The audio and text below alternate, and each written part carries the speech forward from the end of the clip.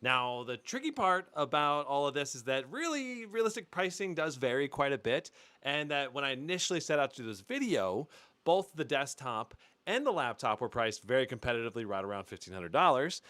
But since both of the products have gone on sale a little bit, so they're actually a little bit less than $1,500, between $1,400 and $1,500.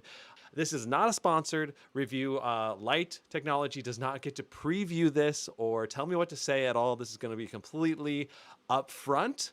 I have always pretty much had a gaming laptop and a gaming desktop for about 15 years. And I like to have my gaming laptop because I can take it with me when I travel, when I'm on the road. I can take it room to room, take it to the living room TV, set up and play games in the living room. I love the portability. I love the functionality. I can take it to Starbucks. I can do work. I can take it to conferences. I can take it when I travel in my Airstream or whenever I need, when I'm filming and out in the go, on the go for Gizmo Slip videos or my review videos, and I need to review or edit footage. The gaming laptop is crucial for me. I need a powerful system on the go to do everything I need to do. When I get home, I oftentimes will use my desktop for ultra high resolution gaming, which can go to maybe higher resolutions, or ultra high resolution VR. And those are probably the two biggest advantages of the desktop. It's got more VRAM and more potential raw graphics power, especially in the upper end. The very highest end components in a desktop always beat a gaming laptop in terms of raw power, simply because of the power throughput that a desktop can potentially have. And that just comes down to the ability of a electronic components to be cooled in a thinner, lighter chassis, of course, in a gaming laptop versus a gaming desktop. You can have it water cooled or liquid cooled with all kinds of fans to keep things chilled. Question is, like, I think a lot of people in the $1,500 segment, they don't really want to buy, two different systems. They want to buy one system. They either want to get a desktop and they're just going to use that. They don't need that much mobility, or they're going to get a laptop, and the laptop gives them a lot of additional flexibility and mobility, right? So, and the simple fact is, a gaming laptop and a gaming desktop at around the $1,500 mark is probably more competitive than you might think, especially when you're factoring in that the laptop comes with a display, a keyboard, a trackpad already, and of course it's portable. The laptop basically has a battery. It's got it's just so much more functionality as a device than the desktop. But if you never need to move it, either buying a large laptop or buying a desktop can potentially be more attractive. And I think for those of you that are on the fence between a gaming laptop and a gaming desktop, I hope this video can help you figure out, at least at the $1,500 mark, whether or not a desktop is going to give you actually more performance than a laptop. And of course, there's lots of different desktops and laptops you can buy. So just because I'm featuring these two, particular desktop today and a laptop today, it does not mean that they are necessarily the best bang for the buck or the most performance you can get at $1,500. But they're probably going to be pretty close. The goal of LYTE Technology is to let them put it together for you. You don't have to do anything, but they charge basically a $100 build fee, and then very competitive market pricing for each individual part or component. It's not necessarily like the best possible pricing per part, but it's pretty dang competitive. So you can build yourself out a good desktop at a reasonable price, and then they build it and test it, and then they ship it to you. Now, they shipped mine that I got in a double box. So it was double boxed, and the inside of the desktop did have foam padding up inside there, and nothing was damaged. There was no issues with shipping at all. I know a lot of people have had issues with shipping with different pre-built PC companies, but the shipping seemed like it was really well done for the desktop that they sent me, at least. The PC that we've got here is this LYTE Venom PC, but they do have a lot of different options on here. And you can see that the total pre-built price is $1,477 as it is like being sent out. So it comes with a Ryzen 5 5600, but it clocks up to 4.4 gigahertz across 6 cores, 12 threads. DDR4 for 3200 megahertz RAM, RTX 3070 with 8 gigs, and it's a Gigabyte brand, RTX 3070, at least in the unit I have. 512 gig NVMe SSD, 1 terabyte Seagate HDD, but I think it was actually a Western Digital, the one that we got in over here, but that's not really big deal. Gigabyte motherboard, 750 watt, 80 plus gold standard power supply for $89. It's got the Metallic Gear Neo Cube case, which it seems like a pretty nice case. It's got a nice look to it. A lot of fans, good airflow, and definitely room for upgradability if you want to upgrade to a bigger motherboard or a larger graphics card down the line. And then they have some additional AIO here, 120 millimeter deep cool, and Windows 11 install and stress test, and I'm pretty sure they did do a stress test because when I loaded up the PC, it actually had some testing applications done on it or installed on it, pre-installed and checked basically. But I think they may have also just sent that to me because it's like a review unit, so they probably would send a fresh install of Windows if they were sending it to a customer. Overall, this is what you're getting. I think the biggest weakness of this system is probably the processor being a Ryzen 5 5600, only 6-core, 12-thread. Not exactly the fastest processor, and it may end up bottlenecking us in certain games. Today, we're going to be doing our benchmarks at QHD plus resolution, so 16 by 10, 2560 by 1600 resolution. So we're predominantly going to be GPU bound, I believe, but this 8 gigs of VRAM is also a concerning factor. So the 8 gigs of VRAM may end up, causing us to have to downsize our textures and in certain scenarios. But if you do end up deciding to go with LYTE, doesn't mean you have to get this version. There is a lot of different PC options that they offer here, all the way down to $968 for a 3050 version of the desktop. Obviously, there is just tons of potential customizability. You can get a 4090, desktop 4090 for $3,200, which is pretty insane. That's one of the cheaper RTX 4090 setups you can probably get. Now for our laptop, we've got a Legion Pro 5 Gen 8. So we've got an AMD processor as well in this Legion Pro 5. It's got an RTX 4060. For the processor, we've got a Ryzen 7 7745HX. So this one goes up to 5.1 gigahertz, at least in theory, on like 1 or 2 cores. It's an 8-core, 16-thread processor.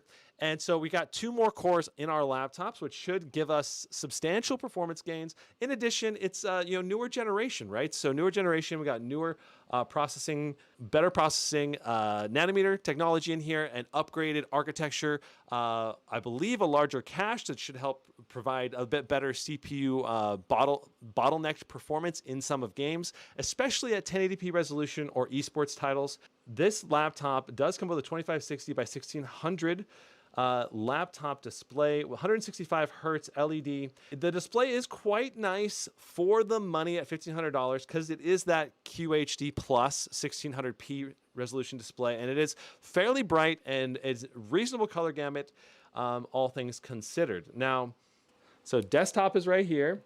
We've got the desktop hooked up to our Monduo monitor, but I've got a triple monitor setup right now on the Legion Pro 5.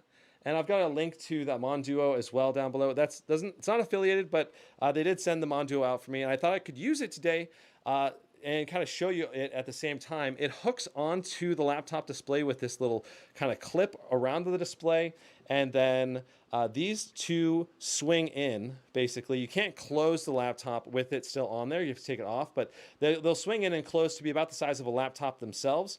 So you can put them in a backpack next to your laptop and take it with you if you want. They're powered through USB-C, and they are also 2560 by 1600 resolution. I believe 165 hertz displays. So they're pretty nice resolution and pretty decent color gamut as well. So you can use triple monitor gaming with them, and I'm going to do a whole live stream with triple monitor gaming, but there's a lot of driver issues still at this point. They're working on software to improve the gaming experience, and that's basically why I haven't done that video yet, but it is in the works. You can see that we've got some nice lighting on the desktop. We've got LYTE technology, CPU cooler. We've got that CPU AIO there at the top. We've got 6 fans, 3 along the bottom, 3 along the side. there's the RTX 3070 right there. We've got RGB memory, which is a Fury branded memory, DDR4 3200 16 gigs. And along the front, we have some the power button, a couple more buttons here. I'm not sure exactly what these do. I believe these are like adjust your fans or maybe your RGB lights, your headphone, a USB-C, 2 USB-As, which I've got keyboard and mouse plugged into right now. Yeah, so that's basically the desktop. Everything on the desktop seems to be put together quite well. I do think the cable management could be better on the desktop. I think it appears to me that they did a reasonable job putting it together. There doesn't appear to be any mechanical issues with the desktop, at least in my testing. I don't think it's going to be a clear-cut winner between these two. I think that the desktop, the desktop's got faster memory. The laptop has faster memory. The laptop has a faster CPU. In terms of raw performance power, the RTX 3070 in the desktop should, in theory, have a fair bit more raw performance power, just because it can go up to like 250 plus watts to that GPU. And of course, it's got the higher memory bus bandwidth and all of that. And it's just got more raw processing power in that desktop. We're also going to be doing some RTX basically DLSS 3 frame generation games today, and we're going to test both frame generation on and off and see how much of a difference that makes as well, because if you are going to go RTX 4000 on the desktop side of things, you might have to spend more than $1,500 to get that desktop. So versus if you go $1,500 on the laptop side, you can get DLSS 3 support with frame generation. So it's really going to depend on what you end up buying, and there's so much customizability and variability in terms of shopping, especially desktops. And of course, the other major difference between laptops and desktops is that desktops are, of course, upgradable down the line. You can replace the motherboard or the processor or just the GPU, or upgrade the RAM, increase the RAM size. Very easy and modular to upgrade your desktop. Not necessarily easy depending on how computer savvy you are, of course. It is an RTX 3070 with the Ryzen 5 5600 7nm process. We're going to start off with a Cinebench R23 run test. And then we're going to move into our gaming tests and benchmarks. We're going to do Timespy after that. And then, of course, we're going to do all of the games. So that's the quick and dirty HW info. You can always pause that and look more closely at that if you wish. And you can see the Ryzen 7 7745HX on a 5nm process. And then we've got 16 gigs of RAM in here, but it's DDR5, and it should be 5200 based on this.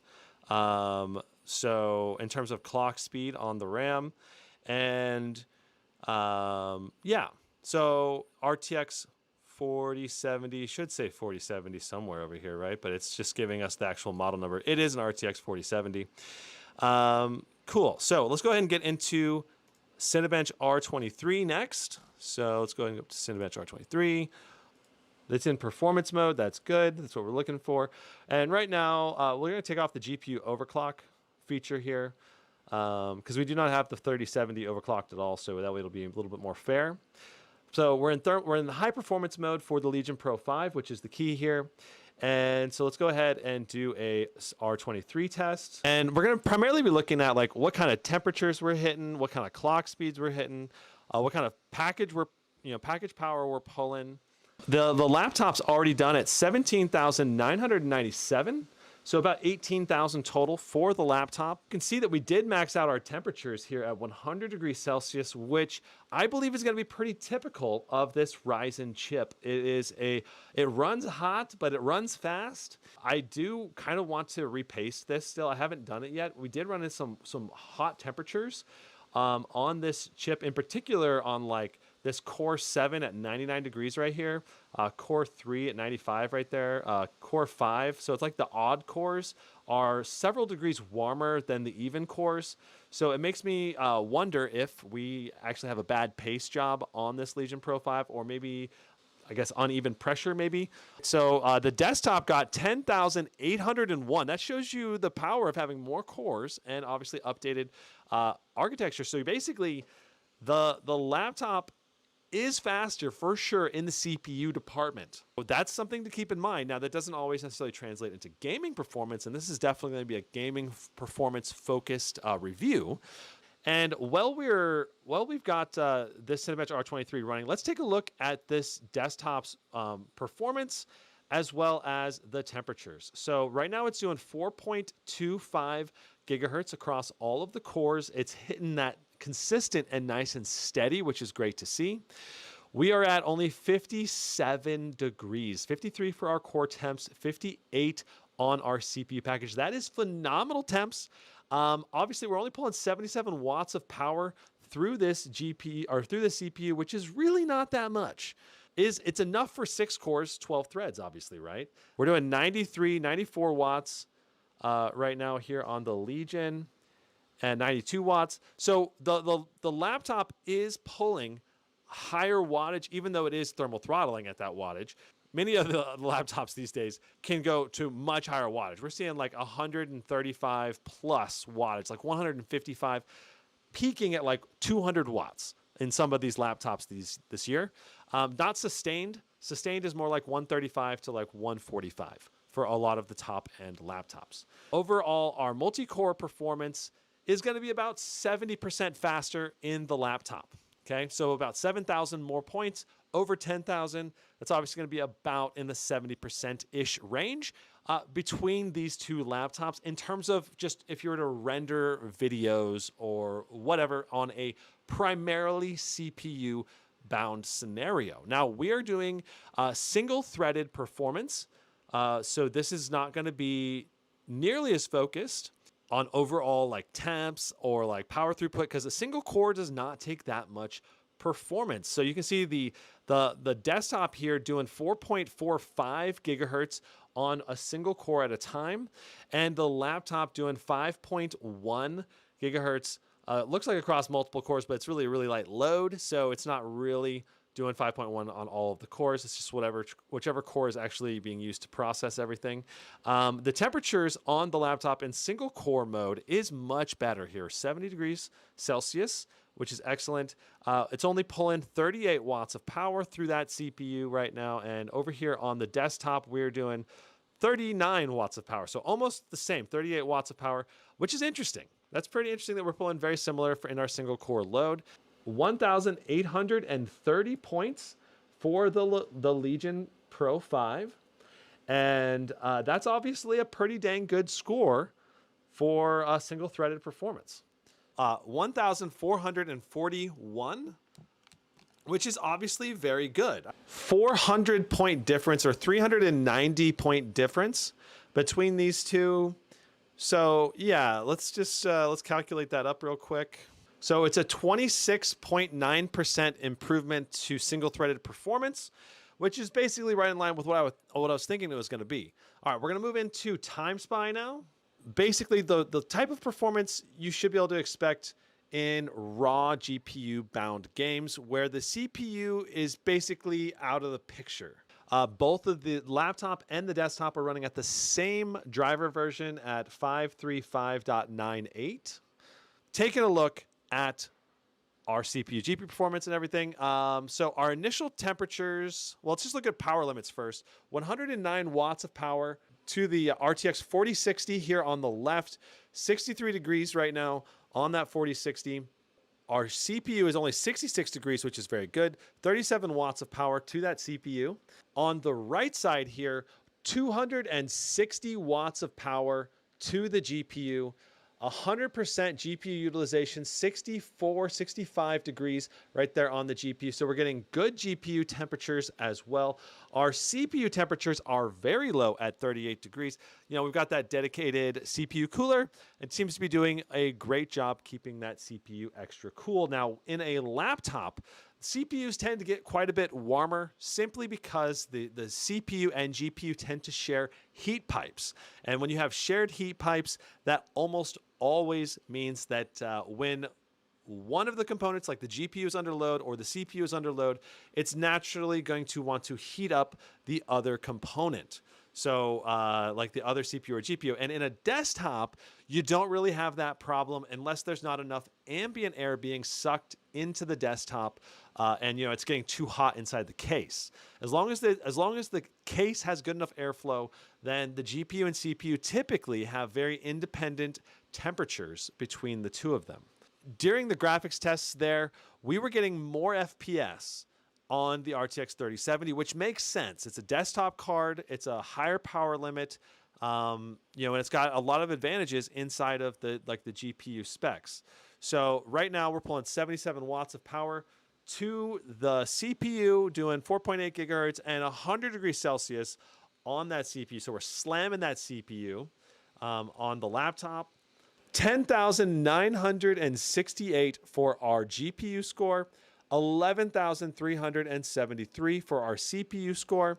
And so we are basically flipped between the desktop and the laptop. You got 13,500 over here on the desktop, being a 2,500 point advantage. That's pretty significant. That's about a 20% gain in terms of raw graphics power. But then our CPU score being 7,748 is a bit lower, right? So it's not exactly the most ideal CPU score, and that's kind of the trade-off that you're getting when you get this particular pre-built.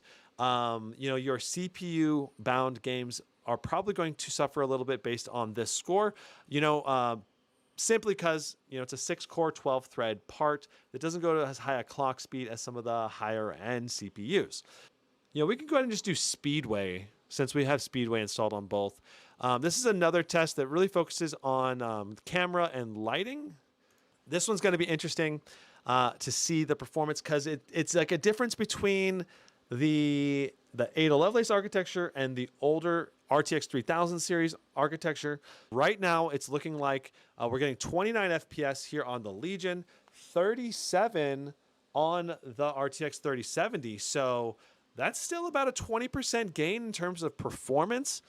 Yeah, that's still very significant. I gotta say, we're getting a pretty high amount of wattage going through this GPU, 115, 116 watts to the RTX 4060.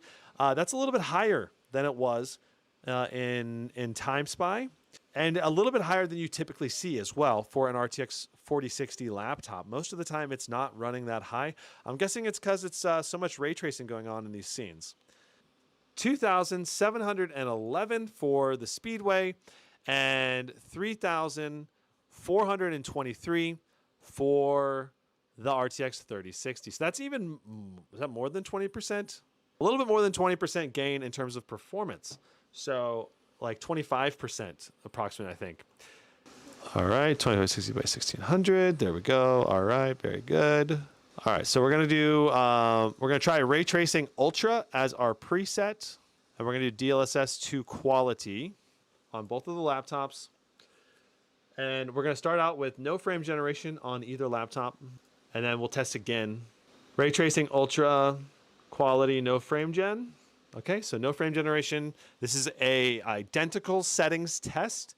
And then we'll also test to see how much of an advantage frame generation gives us. If I remember correctly, we ran into 1% low issues on the Legion last time we were running these tests. So I'm very curious to see what we are going to get this time around. We're already loaded in on the Legion. I guess our SSD is faster on the Legion. There is a couple of games I had to install on the external drive that was just a regular HDD, and that's going to cause some slower load times on the desktop. Okay, so right now, a pretty significant advantage for the desktop, which is, to be expected in any kind of GPU-bound type of games.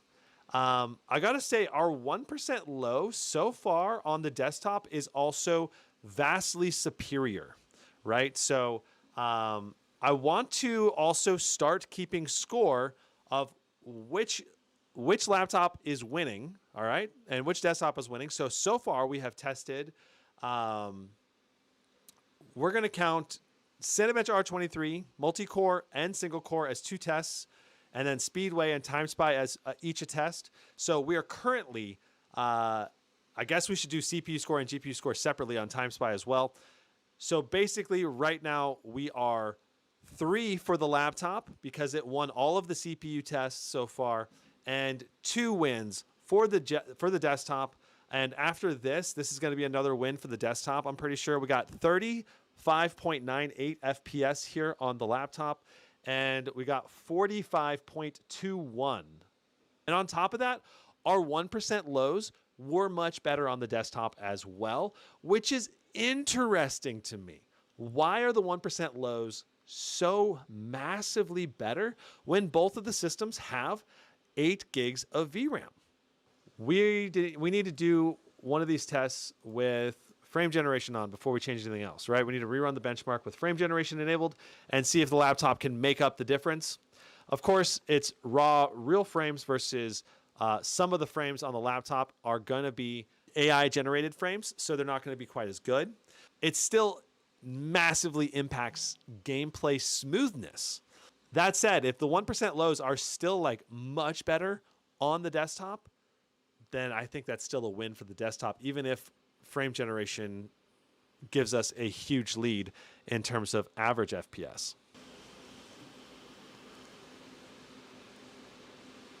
Wow. The laptop is stuttering so much. I think there's got to be something else going on with the laptop right now.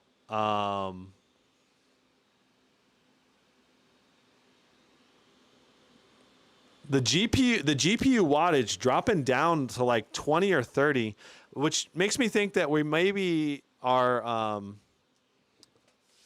I'm guessing that we're running into some like power adapter issues or something. 45 FPS on the desktop. With frame generation, we got 42. But I'm pretty sure we had some kind of. I want to retest it.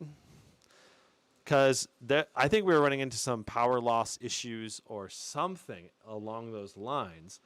So look at that, 21 watts. We're jumping down, and it was in the exact same spot right here at the beginning. It makes me think that it is probably a memory issue. I'm guessing it's a memory bandwidth issue on the desktop there. I just went ahead and reset our FPS there. Yeah.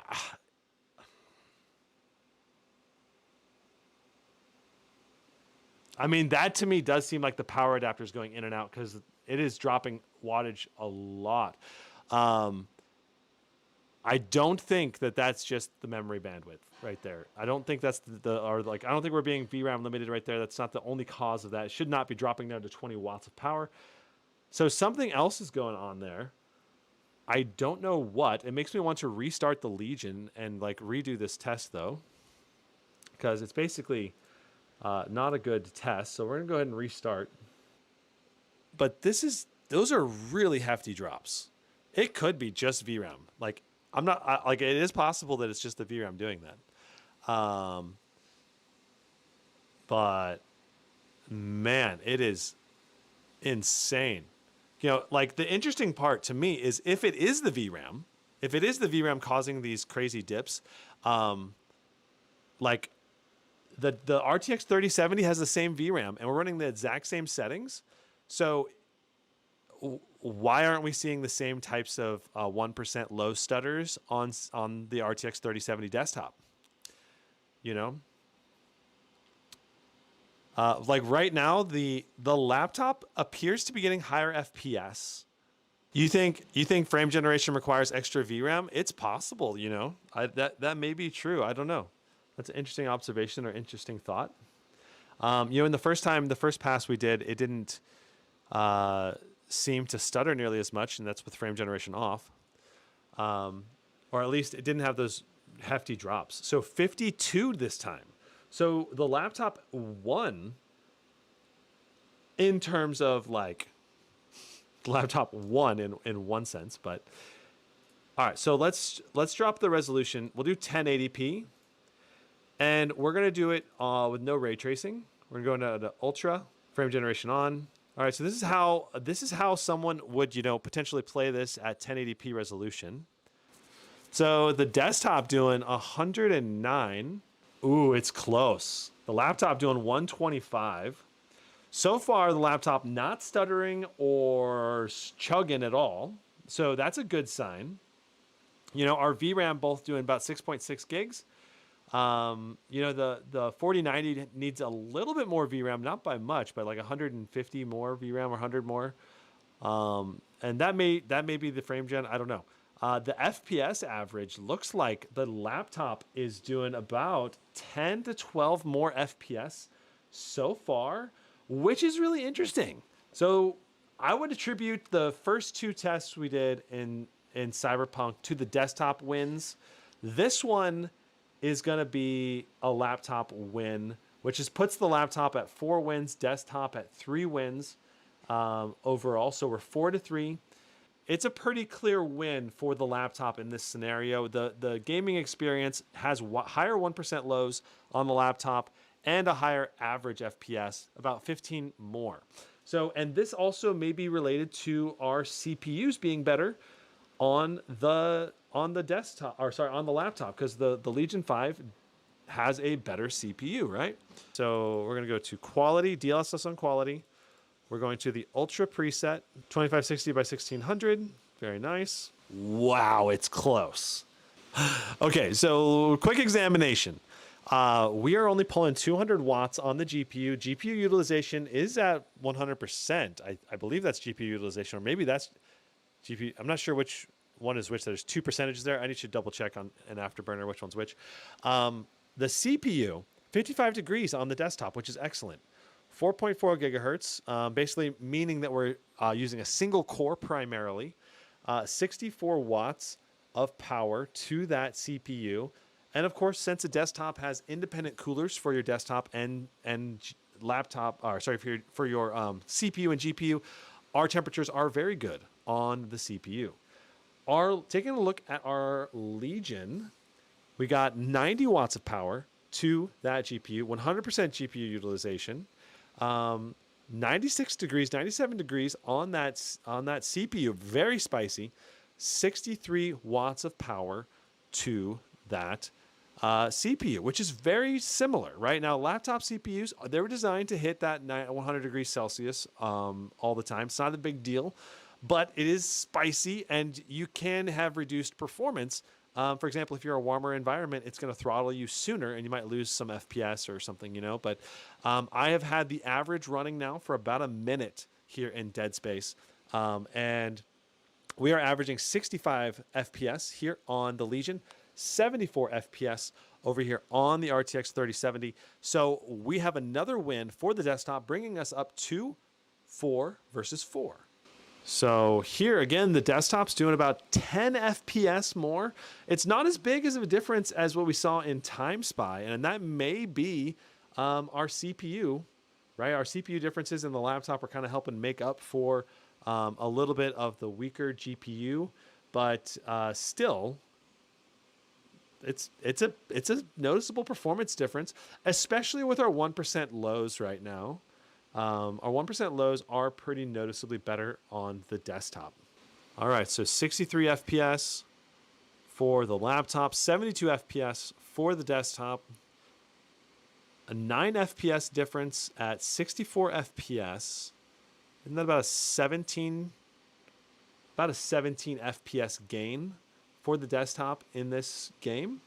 This is still pretty close, though. Like, this is, I mean, if you were playing this game, you probably have a hard time realizing the difference in terms of performance, just because they're both over 60 FPS, and the 1% lows are pretty good on both. The 1% lows are noticeably better on the desktop, but still over 30 FPS for 1% lows is still enough to where it's not a bad experience on the laptop either. High quality ray tracing. Looks like we have everything still set from when I tested the game last time. Let's hop into our test then. We're gonna have everything be the exact same settings, except we'll start with frame generation on the left. Oh, it looks like we have to restart the game to turn on ray tracing for the desktop. Actually, I started with no frame gen in our first test. Let's just take off frame gen. And you feel like you end up practicing building more than actually just playing the game. Okay, so wow, pretty big gains on in terms of gaming performance on the desktop right now, 66 FPS for our average. The number we're looking at is this middle number. This is our average. Our 1% lows are going to basically be invalid as it switches between the two scenes, but our average FPS should be pretty accurate. 14 FPS gain right now, which is about a 26% overall performance gain for the desktop, which is right in line with what Timespy had.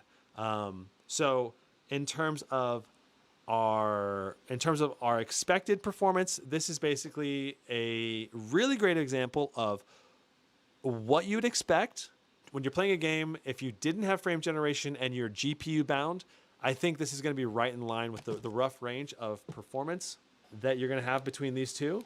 So we got 67 FPS on average, 52.8. At least these are the median FPS. That's, yeah, a 14 FPS gain basically for the desktop, right around that 25, 26, 27% range.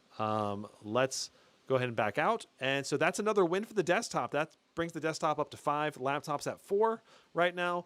Let us try frame generation and see if that's enough to make a difference, to push us over the edge. I think it will be.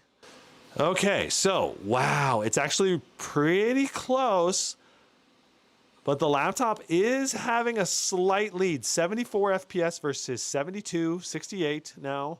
So about a 4 or 5 FPS lead for the laptop now that frame generation is enabled.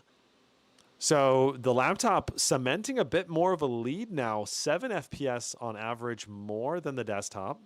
You know, so we got 73.9 versus 66.9. So yeah, 67 versus 74 basically. So this is raw, no frame generation, and DLSS now is set to the same level. Let's get a more realistic look here. See, look, our FPS is the same. It's a 14 FPS gap between, so it's the same. It's the same. The results are still valid from our first test. I don't understand how the setting got changed. Maybe when I enabled frame generation, it jumped down to DLSS on performance mode or something. I don't know. Yeah, so I would say that our first test was valid. I don't understand unless somehow the setting is still messed up. Because I mean, our first test was right in line with what we were expecting for our Timespy result. So yeah, 14 FPS difference, right around 25% difference. I really want to try doing a 1080p test. All right, so we're doing 1080p DLSS on quality, high quality ray tracing. That's fine. We'll do no frame generation. All right, so this is gonna be a raw test. 78 FPS right now versus 97 FPS. So again, about 25% FPS gain. Even at 1080p, we are not being CPU bound. Not being CPU bound, which is a little surprising. I guess this is really not a CPU-centric game. Maybe if you were inside of, like, say, environments with a lot of zombies. I know there's some areas of Dying Light 2 where there's just, like, a ton of zombies, but 100 FPS versus 83 FPS right now. We're going to give 2 wins to the desktop in Dying Light 2 and 1 win to the laptop for the frame generation, which basically boosts the desktop up to 6 and the laptop up to 5. All right, so we are the desktop wins the both raw rasterization tests, but obviously the laptop would win a second frame generation test if we did another one. God of War is going to be interesting. Let's see how God of War handles. So we're going to start out at 2560 by 1600. We're going to do DLSS on quality. Our graphics, we want to use the Ultra preset. Ooh, pretty substantial difference here. The desktop doing 71 FPS versus 57 FPS. But I got to say our 1% lows at 52 and 64 are both excellent. So we would definitely be able to be playable in either of these games. A very smooth experience. Honestly, kind of hard to tell, visually speaking, that anything is different between these two. So I'm just going to try to center up on the boy here, and we'll get started with our test. I'm going to reset our FPS averages, and we're walking.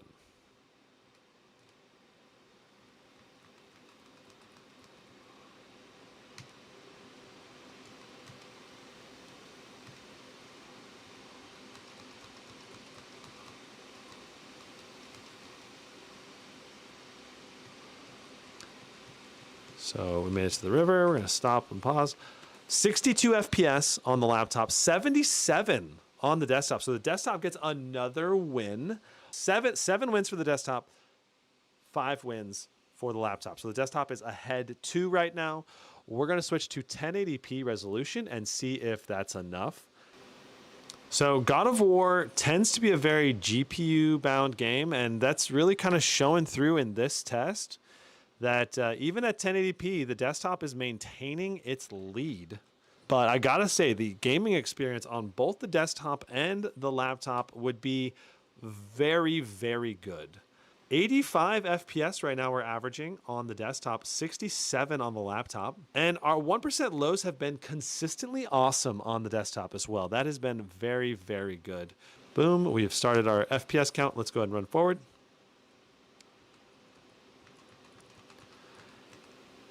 '86 FPS versus 69. Our temperatures are also, of course, better on the desktop, but our 1% lows are also much like the 1% lows and the averages have been better on the desktop consistently. 73, 62 on the laptop, 92, 78. So that is a 19 FPS gain for the desktop. One of the biggest so far out of any of the games. 19 versus 73. What is that? That's quite 30%, about 27-ish% range of performance difference, somewhere in that range. That is impressive. When you don't have frame generation, the desktop is still the way to go. So 400 to 500 FPS range here at the initial outset.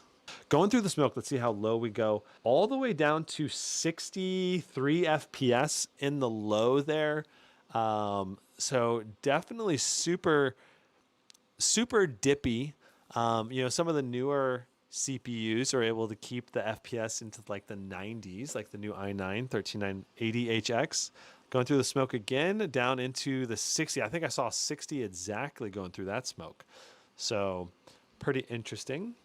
But I got to say, overall, in CSGO, this desktop is killing it. It is doing a really great job of cranking out the FPS for even this very CPU, you know, focused game. 425.44. So 425 is the average to beat. Here we are. We're inside of the game now. We're doing, you can see 300, almost 400 FPS there.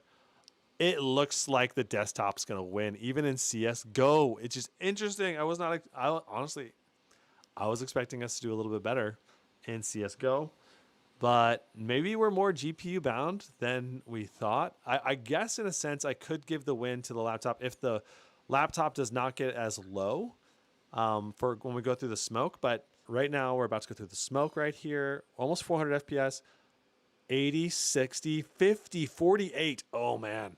So the desktop still maintained a better 1% low going through the smoke. So that's obviously going to be a pretty substantial difference for anyone that's trying to play CSGO, going through smokes and stuff.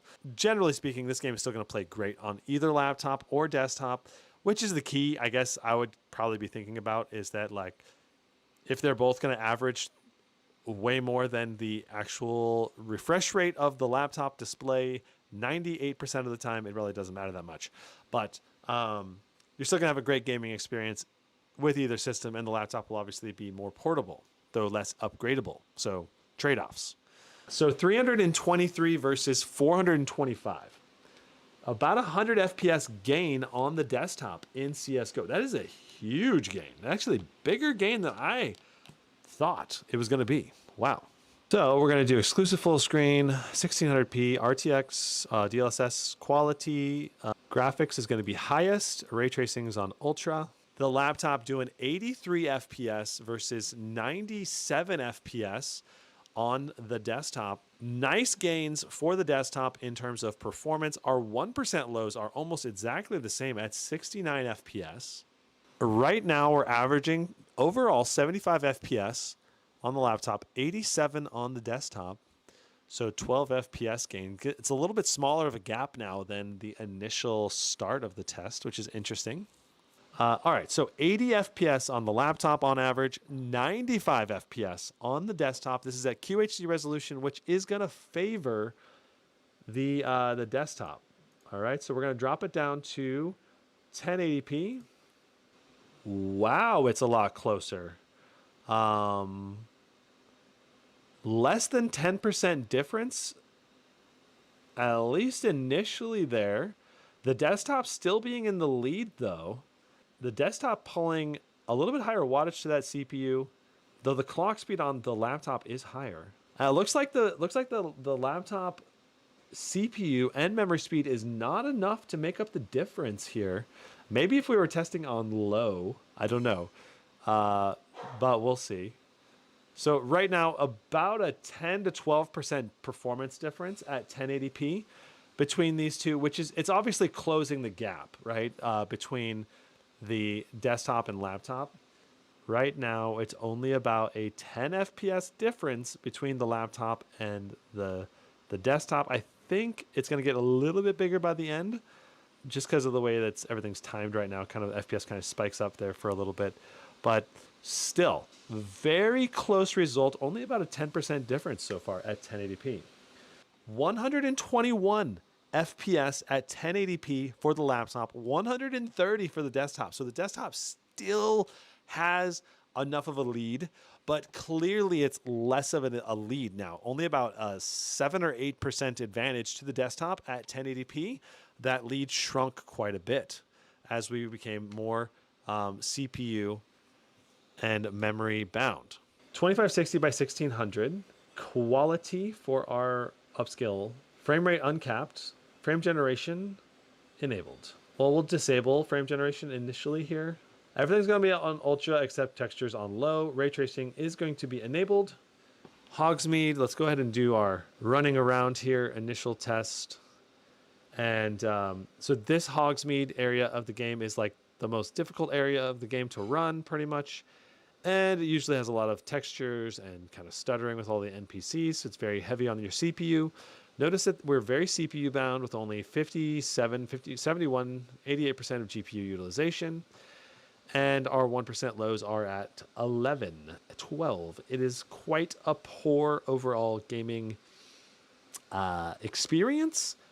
I mean, it'll get the job done because the game will run smooth in the other areas of Hogwarts, but it just, and then you'll just have to kind of get a little bit of stuttering as you run through Hogsmeade. But then, like, let's say you settle down in one area and you just kind of like play in this area, it's going to be good FPS with better 1% lows here. But then when you like go run up to the other side of Hogsmeade, it's going to be like a stutter every time it loads in all the textures. Super interesting, though. We're getting more FPS on the laptop in Hogwarts. What is this? Oh, we are so CPU bound that our FPS is just dropping more than the laptop. We're not as CPU bound as the laptop is. The laptop is less CPU bound. Interesting. Though our 1% low is at 21 right now, which is a bit better on the desktop by a little bit. The performance is slightly more consistent. I'm pretty sure the laptop's going to win this. We're going to both face this way, centered up right there. Away we go. 52 on the laptop, 42 on the desktop. Our desktop GPU is cruising at only at 195 watts right now. So that's significantly less wattage than it's supposed to be pulling, and that's just because we are so dang CPU bound with that Ryzen 5 5600. 47 FPS on the laptop, 20 for our 1% lows, 40 FPS on the desktop, 23 for our 1% lows, and that's without frame generation. Let's flip frame generation on. So the laptop gets another win, 6 versus 11 now, with frame generation enabled. All right, so 70 FPS right now on our laptop, 40 FPS on the desktop once again. So our 1% lows are staying about the same on the laptop as they were before, but our average FPS has gone up dramatically. 67 FPS to 30 for a 1% low, and 39.24 for our desktop. So that's 2 wins in Hogwarts for the laptop. That puts us 7 to 11. Ultra settings, except textures, are going to be on medium. DLSS is set to quality, 2560 by 1600. we are settling in to our average. And wow, the desktop is killing it this round. 86 FPS, 65 FPS for the laptop. Our 1% lows are still quite good, and our overall averages are still very good on both, but the desktop taking a clear victory here, at least in the early outsets. That is going to be 22 FPS, basically 33% increase in performance in Last of Us. Even though this desktop has only a 6-core CPU, sometimes desktop architecture and raw power coming in with the ultra high wattage here at 231 watts of power to the GPU. I mean, it's just putting out that FPS like crazy, more than what you would typically think. We are going to go down to 1080p resolution now. All right, so it looks like even at 1080, we are still very GPU bound, pulling 30, about 25 to 30 more FPS, 26, 27 more FPS right now at 1080p. Our 1% lows, though, are interestingly almost the same. Look at our CPU temps right now on the Ryzen chip on the Legion. It is very spicy temps again. When you're doing these CPU slammed games, the Ryzen chip just gets really spicy. Okay, so we are now only 15 FPS more, 14 FPS more on the desktop. We are doing 79. I kind of want to refresh it again. Like it was a very small difference inside of the cinematic, but now that we're into the actual gameplay, we're doing 79 versus 100. Though our 1% lows are super good on the laptop. Okay, so that's about a 25% gain for the desktop. A little bit less now than it was at QHD, which was over 30%, but that's 2 wins for the desktop, pulling us from 711 to 713. We're going to go to display, we're going to go to graphics, we're going to go to Ray Tracing Ultra. DLSS on quality. So Ray Tracing Ultra, there is no frame gen. If in theory, we were to be comparing all these frame gen games, right? And if we only took the frame gen results and not the raw rasterization results, the laptop would technically be more like tied, I guess, because there would be like 3 less wins or maybe even 4 less wins for the desktop. Frame generation is enabled. 104 FPS for the laptop with frame gen, 77, 78 FPS for the desktop. So when you have frame gen enabled, the overall experience is going to be better on the laptop. You know, because like I said, if you did go with a 4000 series that could enable frame gen on a desktop, it's going to cost you probably more than $1,500 unless you go down to like a 4050 or something like that. Then maybe you can get it. So 103 FPS versus 77 FPS. Let's go ahead and take frame gen out of the picture. So that's 1 win for the laptop and 1 win for the desktop. We were at 7 versus 13. Now we are at 8 versus 14 because the desktop wins this. Let's switch it to QHD resolution and see if that is enough. Yeah, so we're 8 versus 14 right now. Let's see what we get for QHD resolution with no frame gen. Okay, so the desktop wins here at QHD by about 8 FPS, about 16% faster. So not a huge margin. Let's see if turning on frame gen boosts us enough. Okay, and now we're doing 70 FPS versus 57. So it's a 1-1 again. So we're 9 wins for the laptop versus 15 wins for the desktop. Let's get some movement into this test.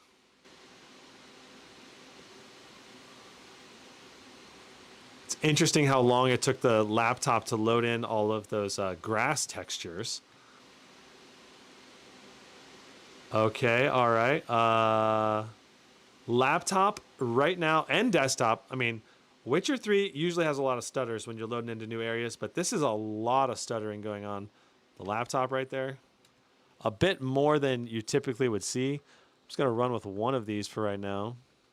Look at that, 7.2 gigs on the VRAM usage right here. Frame gen because we have all our other settings are the same, except FrameGen is enabled, and that is just cranking even more on the VRAM than it is on the 3070s, unless there's something else going on here. But like we only have 6.4 gigs used over here on the 3070. So I think FrameGen must just crank on that VRAM even more. Is there texture quality? Can we just set this down to like high? Still 7.5 gigs. Interesting. All right, let's try low. Let's just see if low will work for us. Now it looks like, well, we're still hitting close to that VRAM cap. Jeez. Oh my God. This is the VRAM nightmare. Now this is where you probably would have to end up lowering the resolution if you didn't want it to stutter as much. Obviously, it seems to be doing a bit better now. Okay, all right, so now we're at 6.7 gigs of VRAM usage on low. Let's see how that compares when we set low textures over here on the desktop. Literally only took us 500 megabytes down in VRAM usage. I don't know, maybe it's taking a little while to adjust or something. I don't know. So let's go ahead and do a running test. We've got FrameGen enabled on the left. All the settings are the same now, both on low textures. We have reset everything.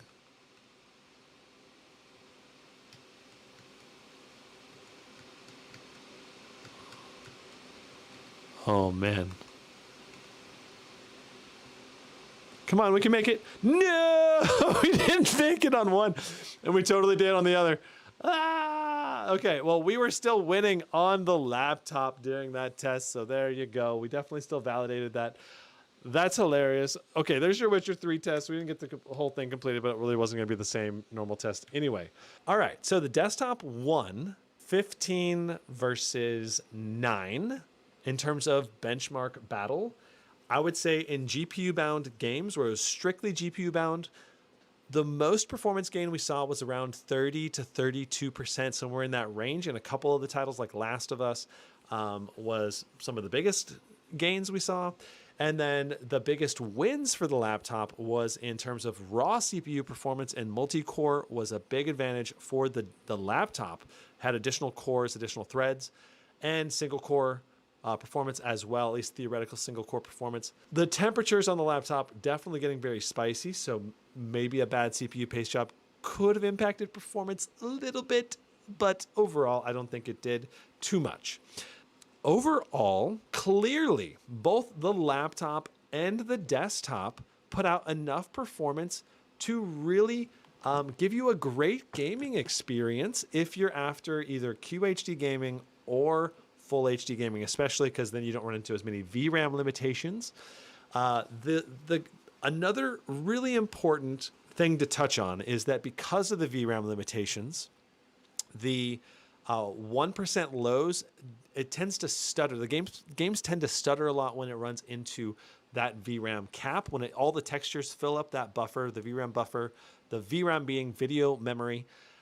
When that buffer fills up, it has to empty, and that's what causes those stutters. So you either have to lower your resolution or potentially maybe turn off FrameGen. As we found out today, having FrameGen enabled demands like another 500 to 1,000 megabytes of VRAM, at least in some of the games. So that can affect gameplay performance as well. In terms of, can you get an awesome gaming experience at $1,500 with a gaming laptop or a gaming desktop? You absolutely can, and it's going to be fantastic. It's just at QHD resolutions, you got to expect to fiddle with the settings with the $1,500 graphics cards, because they usually only come with 8 gigs of VRAM, and that is just one of the downsides here. There's not very many options that are going to provide more than 8 gigs of VRAM for your gaming experience. There's going to be maybe some used laptops on the market, or some super big sales on like RTX 3080 laptops from 2 years ago that have like 16 gigs of VRAM. But in general, if you're really after like a flawless QHD experience, you really need to get like 12 or 16 gigs of VRAM, preferably 16, if you really want to have basically no problems loading in textures and having stutter-free experience. So that means either getting an RTX 3080 or an RTX 4080 with 12 gigs of VRAM, or a 4090 this year with 16 gigs of VRAM.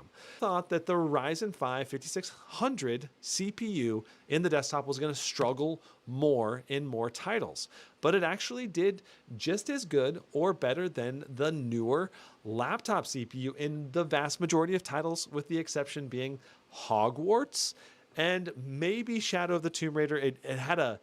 It did technically beat Shadow of the Tomb, like the desktop did win in Shadow of the Tomb Raider, but only by a little bit. And to me, that indicates that the CPU in the laptop really did make a big difference. But then the GPU bound areas of the benchmark kind of pushed the overall average FPS to be higher. But in the CPU bound game areas, the laptop CPU was performing better.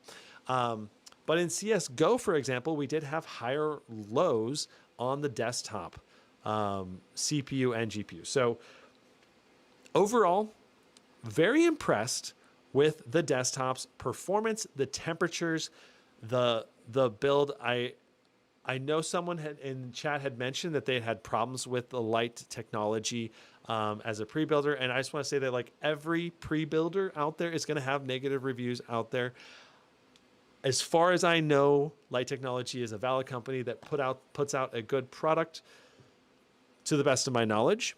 And I'm grateful for them to sending me this desktop for me to test. I'll be sending this review unit back to them. It's not a gift or anything, and this was not sponsored by them. But as I mentioned at the beginning of the live stream, there is a link in the description down below that will give you $50 off if you use the coupon code GizmoSlip. Now, the laptop, of course, there's also a link in the description down below as well. And if you use that link, it does help support me, as long as all of these are being used with I guess a browser that allows cookies. And if you do use that and you do use the links, thank you so much for your support. But as always, no pressure whatsoever to buy. I want you to just have a good product and have a great time. Don't just rush out and buy something for the sake of it. That said, this desktop seems like a great overall gaming experience at QHD if you're willing to fiddle with settings. And the laptop, the Legion Pro 5, seems like a really great laptop, minus the CPU temperatures, which in theory actually doesn't ruin the laptop experience. It's just hotter than I would like. And so far it's been that way with every Ryzen laptop I've tested. Now, I do have plans to do a repaste job on this Legion Pro 5 if I can, to see if I can improve the CPU temperatures or not. They may be as good as they can get, or I may make it even worse if I repaste it, if it's already a good job by Lenovo. But I'm anticipating that because we have such a wide variance on our CPU core temps, that we could actually get a better overall paste job and lower the CPU temps a little bit on the Legion laptop. So at $1,500, and in summary, like the desktop, more raw graphics power with an RTX 3070 desktop GPU, a little bit less, around between about 10 to 30% less in the laptop on average for raw rasterization. But because the RTX 4060 has frame generation, the frame generation games did beat the 3070 when you factor in frame gen in terms of overall smoothness. That said, the 1% lows in general were better on the desktop in the vast majority of the games. So that's definitely a big factor to consider. And it also, I would say that because you're not relying on frame generation in those newer games, you're not as VRAM bottlenecked, because frame generation does ask for more VRAM when you turn it on. So very interesting thing we found out today about that. I did not know that before today's test. That's it for the live stream. I hope everyone enjoyed it. I will hopefully have more live streams later this week. I got to do some prep work. And yeah, we should have at least one more live stream by the end of this week. And then hopefully, obviously, more live streams in the near future. So be sure to subscribe and hit that notification bell if you don't want to miss out on all the future content. See you in the next one. Brandon, out.